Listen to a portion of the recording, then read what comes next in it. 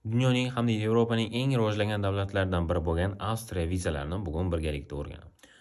Hammamiz bilamiz, Avstriya Schengen zonasiga, ya'ni Yevropa ittifoqiga kiradi va ularni maxsus o'zining 90 kunlik vizasi bo'ladi. Birinchisi, Schengen viza bilan ko'p chiqamiz, ya'ni Avstriyaga beriladigan Schengen viza o'zi nima, qanaqa olinadi. Xo'sh, u Schengen vizani ham har xil turi bo'ladi. Ya'ni bular turistik, biznes, mehmon yoki tranzit viza bo'lishi mumkin. Turistik deb bilasiz, erta sayohat qilasiz yoki dam olasiz, shu narsalar uchun borasiz. Biznes bo'lsa qanaqadir konferensiya, muzokara yoki bo'lmasa qanaqadir trening, shunga o'xshash narsalarga borsangiz bo'ladi.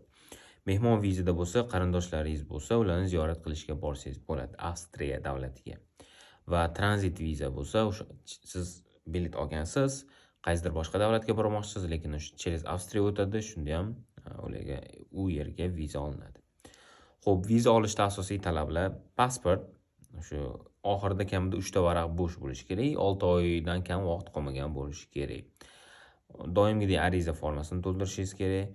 2 ta yangi fotosurat kerak bo'ladi sizga, 3,5 ga 4,5 и orqasida fon oq bo'lishi kerak. Tak, sug'urta, ya'ni bizda o'sha sayohat sug'urtasi kerak bo'ladi. Doim aytib o'taman, Yevropaga eng kamida 30,000 yevrolik sug'urta kerak. U yo'q, 50,000, 100,000 gacha qancha bo'lsa qilib olasiz. Va liboy bitta turadigan mehmonxonangiz bo'lsa, hostelmi, hotelmi farqi yo'q. Undan siz bron olishingiz kerak. Bron qilingan bo'lishi kerak bormasingizdan oldinroq. Keyin siz aytayotganimdek bank hisobi ko'rsatishingiz kerak, ya'ni o'sha deylik 20 kun yurmoqchi bo'lsangiz, 20 kun davomida sizga yetadigan xarajatlarni, ya'ni sizda o'sha pul borligini ko'rsatishingiz kerak. Misol uchun deylik Estoniyada 70, Latviyada 30 bo'lsa, endi siz Avstriyada 50-100 yevro atrofida pul ko'rsatishingiz kerak. Ya'ni deylik siz 100 yevrodan hisoblab 20 kun yurmoqchisiz, o'shani hisoblab siz o'sha bank hisob varag'ini ularga ko'rsatasiz viza olish uchun. Va albatta sayohat rejasi kerak bo'ladi. Ya'ni bunda siz aviabiletlarni ko'rsatasiz, marshrutingizni ko'rsatasiz, qayerga borasiz, qayerda yotasiz, necha kun, undan keyin qayerga bormoqsiz, hammasini toshni ko'rsatishingiz, aniq ko'rsatishingiz kerak bo'ladi. Ya'ni tartib qanaqa bo'ladi? Biz o'sha Avstraliya konsulligiga bo'lsam, o'zimizdagi Visa Centerga, VFS Globalga arizani to'ldirasiz. Keyin o'sha uni to'lovi bor. Misol uchun, kattalar bo'lsa viza olish uchun 80 yevro, yosh bolalar bo'lsa 40 yevro pul to'lash kerak bo'ladi. Undan tashqari o'sha VFS o'zini o'sha fiylari qanaqadir to'lovi bo'lishi mumkin. Keyin o'sha VFS ga borgandan keyin siz biometrik ma'lumotlaringizni topshirasiz va unda siz 5 ish kunidan, ya'ni 1 haftadan toki 2 haftadan ko'proq muddatda, ya'ni 15 ish kuni bo'lsa 2 haftadan oshib ketadi, qariyb 3 hafta bo'lib ketadi. O'sha 1 haftadan 3 haftagacha kutishingiz kerak bo'ladi. Va ana endi biz milliy D vizasini ko'ramiz. Aytib o'tamiz, bu Schengen vizasi emas. Schengen viza orqali siz o'sha Yevropada qolgan hamma davlatlarga kirardingiz. Uni har xil turlari bor. Ana endi bizda milliy D viza bu uzoq muddatli, bu 90 kunlik emas. Bu imенно Avstraliyaga uzoq muddatli viza sanaladi. Xo'p, Avstriyada 3 oydan ortiq yashamoqchi, ishlamoqchi yoki bo'lmasa o'qimoqchi bo'lganlar shunaqa narsa olsa bo'ladi. Именно bu 3 o'sha milliy diviziyani ham har xil turi bor. Misol uchun ishchisi bor, bunda ham talabasi bor, oilaviy birlashish vizasi va investitsiya yoki bo'lmasa yashash vizalari. Xo'p, ish viza bo'lsa, o'sha sizga ish beruvchi, o'sha sponsorlik qilayotgan odam sizga o'sha ishga qabul qilinganligi haqidagi xat sizga tashlash kerak, siz u orqali keyin o'sha ishga borsangiz bo'ladi. Talaba viza bo'lsa, siz o'sha universitetga kirasiz, universitetdan confirmation letter olasiz va keyin o'sha vizaga topshirib ketishingiz mumkin.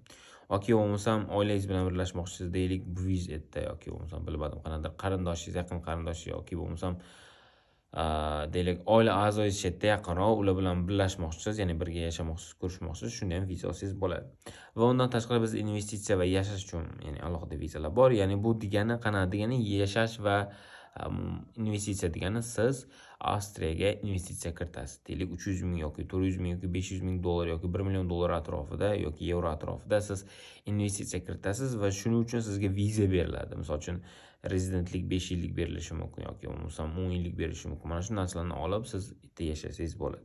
Endi bunga ham alohida talablari bor. Pasport, aytib o'tganimdek, bunda eng kamida 1 yil qolgan, ya'ni 12 oy qolgan bo'lishi kerak to'lmaganligi.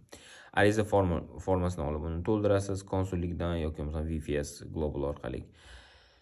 Endi maqsadni isbotlovchi hujjat ko'rsatishingiz kerak. Misol uchun ish shartnomasi aytib o'tganingiz bo'lsa, ish shartnomasini, qabul xati bo'lsa, universitetdan qabul xatini, turar joy shartnomasi bo'lsa, shuni ko'rsatishingiz kerak. Misol uchun, yo misol qanaqadir joy sotib olganingizni yoki bo'lmasam qayergadir turish mumkinligini siz ko'rsatishingiz kerak.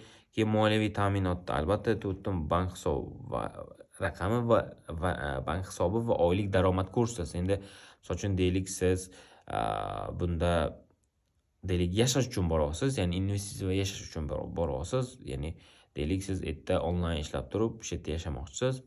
Siz unda misol uchun oyiga $3000 atrofida onlayn yoki bo'lmasam o'sha sizga pul keladigan tomonni isbotlab bera olsangiz, bundan tashqari bank shotingizda yana hisob raqamingizda pul bo'lsa, keyin sizga o'sha viza beriladi. Va albatta sudebniy deyiladi ruschasiga, ya'ni toza sud ma'lumotnomasi kerak bo'ladi. Ya'ni siz hech qanaqa jinoyat qilinmagan, sudlanmagan, mana shunaqa ma'lumotlar kerak bo'ladi. Endi buni ham tartib xuddi shunaqa, ya'ni siz shu konsullikdan ro'yxatdan o'tasiz, onlayn telefon bilan hujjatlarni to'playsiz, intervyu biometriyaga borasiz konsullikda yoki o'sha UFS Globalda.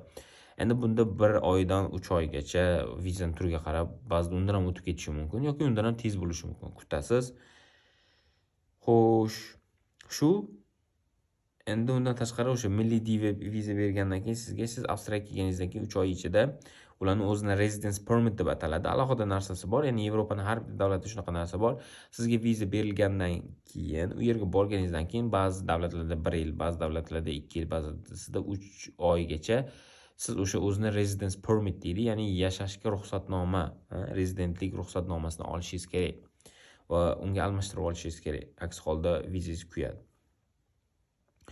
Doim aytib o'tganimdek, viza nima uchun rad bo'lishi mumkin? Hujjatlar to'liq bo'lmasa, kamchilik bo'lsa hujjatlarda, moliyaviy tomondan isbotlamasangiz, ishonmasa ular va undan tashqari oldin ko'p Schengenni atkaz olgan bo'lsangiz yoki boshqa davlatlardan deport olib ketgan bo'lsangiz ham bu yomon ta'sir qiladi. Xo'sh, mana shu, ya'ni asosan biz Avstriyaga bormoqchi bo'lsangiz, sizda ikkita variant bor. Bittasi o'sha milliy viza, ikkinchisi Schengen viza bilan borishingiz bo'ladi. Va biz keyingi postlarda yana boshqa bir viza turlarini ko'rib chiqamiz.